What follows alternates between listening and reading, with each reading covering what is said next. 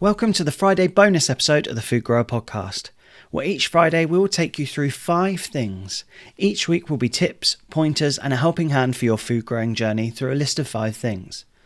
And this week I'm going to take you through the 5 mistakes I made this growing year and what I've learned to take forward into next year.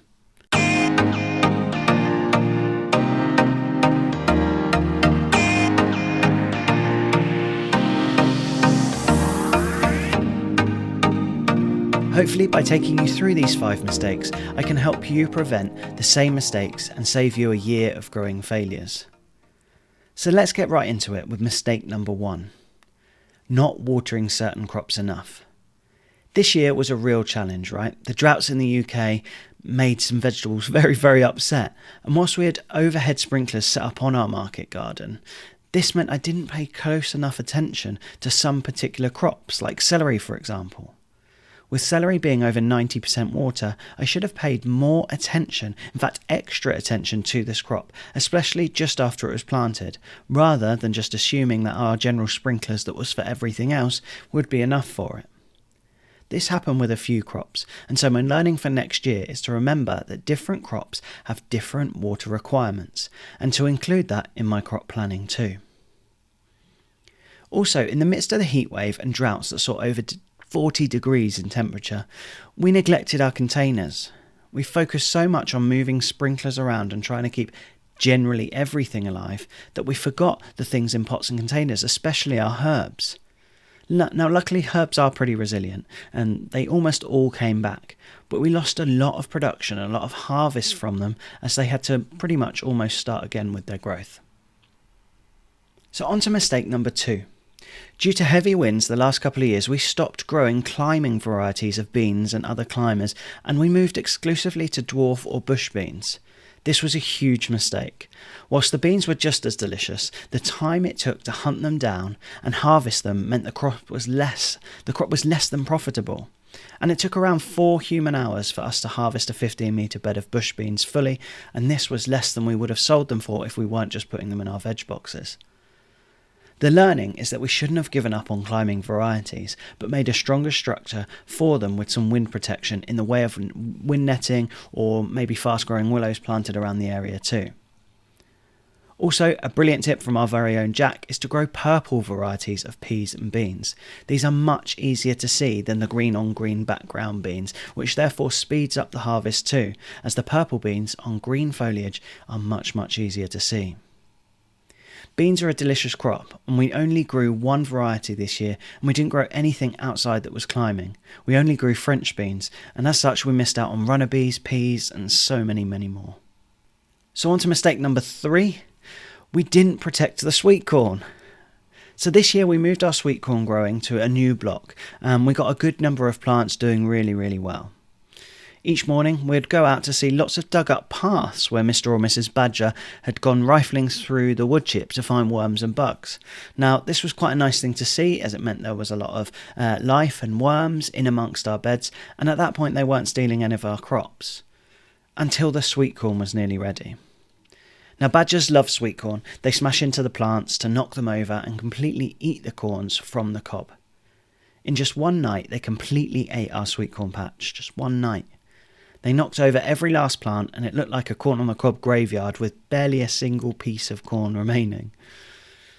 Now we knew the badgers were there, we knew we needed to protect the sweet corn, we knew that a very strong wire fence or an electric fence was needed, but we just didn't do it. Now I don't know why we didn't. I can only guess that time was tight and we kept putting it to the bottom of the list, and soon it was game over for the sweet corn. So next year, as soon as a crop goes in, it gets its protection before the job of planting out can be ticked off. And this can be said of any crop. If you're planting out cabbages, the job isn't done until fine mesh netting has been put over and secured. Then, and only then, can we say that the job is complete and tick it off. Mistake number 4, we let the damn thistles grow. Now I think I'm blaming everything on how busy the drought caused us to be, but that's my excuse and I'm sticking to it. But this year the thistles around our growing blocks got the better of us, and through lack of time we allowed them to go to seed before chopping them down or pulling them up. Now this was a huge mistake. Along came a big windy day and the seedlings were everywhere. Little thistle plants were popping up in growing beds all over the market garden, and they established really quickly. As quickly as we could hoe the beds to take out the little thistle plants, more would appear. And soon we were hands and knees weeding just thistle plants out of beds that should be relatively weed free, like beds like radish and beetroot beds that we had really focused on.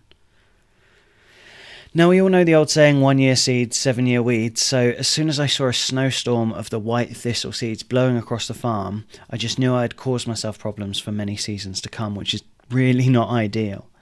So the learning is identify if weeds that you haven't been able to avoid are about to flower or produce seeds and chop them down as a priority. You don't have to think, I have to weed them, I have to take them out of the ground. If they're about to go to seed, get them chopped off with a scythe or a strimmer or anything, get them off out of the growing areas and then move on. So that's a big learning and something I'm going to have to deal with for a little while. So mistake number 5, and so the last but by no means least, is that we have an awful habit of leaving plants in seed trays or pots for too long before we plant them out. Now we're all often guilty of this, but the stresses of this season led to some things being left in for weeks longer than it should have been. And this led to some plant roots wrapping around and being a bit pot or cell bound. And this led to when they were planted out, they took a while to get going and never really grew at the same rate they should have done if they were planted out in time. Some seed trays ran out of nutrients in the compost they had, and therefore I was giving some liquid feed to seed trays to keep them sort of happy. However, this could have been easily avoided, and we know this breaks down the soil food web when we plant them out. And a particular problem, if you ever use the paper pot seed tape trays for the paper pot transplanter, if you leave these too long, the roots along the bottom all mat together, and then along the bottom of the tray it's all sort of stuck together so those seed tape trays don't come apart, and it's very difficult to prise them apart when you're using the paper pot transplanter. So that sort of tripled the time of using the transplanter and made it kind of redundant. It's a difficult juggling game, but next year the learning is to be led more by the plant health and less by the to-do list or the diary. Observe more and look at when the plug plants are wanting to go out. Look and see what needs to be harvested when it's ready, rather than stringing it out until veg box day. All the things we need to do a little bit of, but we should be observing more and listening to the plants and the signs that they give us, rather than just strictly following the to-do list. So next year, observe and listen to the plants. So that's it, 5 mistakes, but also 5 important pieces of knowledge to have learnt from those mistakes to take into our next growing season. And it's really important to reflect on your growing season and identify what you have learnt or can learn from this year for next year. And it's part of the fun of food growing, but also the best way to keep learning and keep on improving. We'd love to hear if you have some different mistakes and therefore lessons learnt this year. If you're listening to the podcast version of this, then drop us a message on social media, maybe drop us a message on Instagram to let us know. Or if you're watching this on the YouTube video, then please do comment below. We would love to hear from you. Thanks for listening or watching this bonus episode of the Food Grower Podcast. We'll see you on the next one. Take care.